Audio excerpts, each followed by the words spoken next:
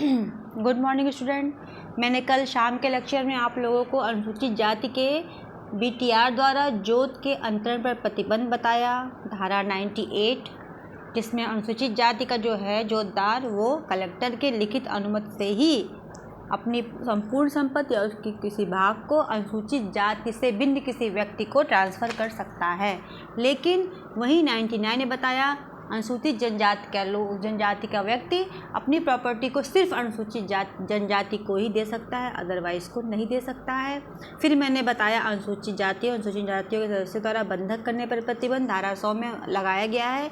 वो राज्य सरकार द्वारा जो निम्नलिखित बताई गई हैं 5-6 लोग सूचियाँ, उन्हीं को बंधक कर सकते हैं।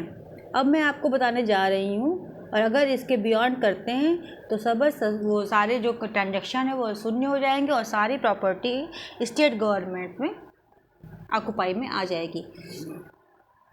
इसमें कुछ संशोधन हुआ है, मैं पहले इसको पढ़ा दूँ फिर आपको अमेंडमेंट भी बता दूँगी।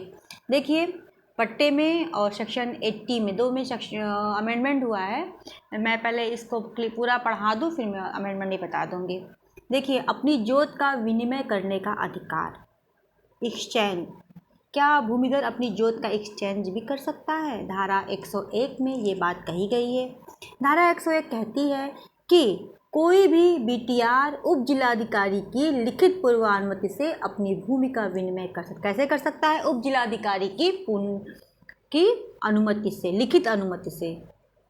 अन्य भूमिधर चाहे वो बीटीआर हो या बीएनटीआर के द्वारा धारित भूमि से, या फिर ग्राम पंचायत या स्थानीय प्राधिकरण जैसे स्कूल या अस्पताल को सौंपी गई या नष्ट की गई भूमि से कर सकता है। धारा 101 क्लास 2 के अनुसार उप जिलाधिकारी जो एसडीओ है निम्न आधारों पर विनिमय की अनुज्ञा देने से इनकार कर सकता है। यदि ऐसा एक्सचेंज जोतों की चकबंदी या कृषि कार्य में सुविधा सुनिश्चित करने के लिए आवश्यक नहीं है, विनिमय में दी गई और प्राप्त की गई भूमि के मूल्यांकनों में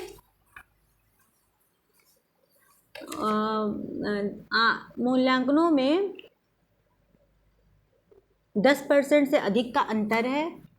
यदि ऐसे विनिमय में दी गई प्राप्त की गई भूमि के क्षेत्रफलों का अंतर 25% से अधिक है, यदि ऐसी कोई जोत किसी नियोजित उपयोग के लिए आरक्षित है या ऐसी भूमि है जिस पर भूमिधरी अधिकार प्रोद्भूत नहीं होते हैं, जैसे धारा 77 तालाब या कब्रिस्तान की भूमि, यदि भूमि एक ही तहसील के एक ही गांव या गाटे में स्थित नहीं है तो वो इनकार कर देगा।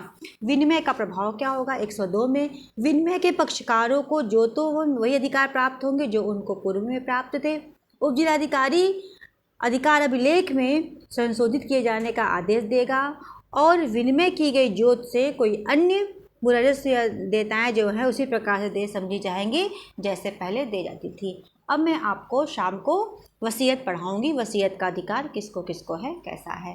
धारा 107। Thank you so much. Channel से बने रहिए, लाइक कीजिए, सब्सक्राइब कीजिए, शेयर कीजिए। कोई प्रॉब्लम हो तो आप निसंकोच पूछ सकते हैं। आपके एग्जामिनेशन नज़दीक हैं, आप लोग इसको पढ़ते रहिए, रिवाइज़ कीजिए। Thank you so much.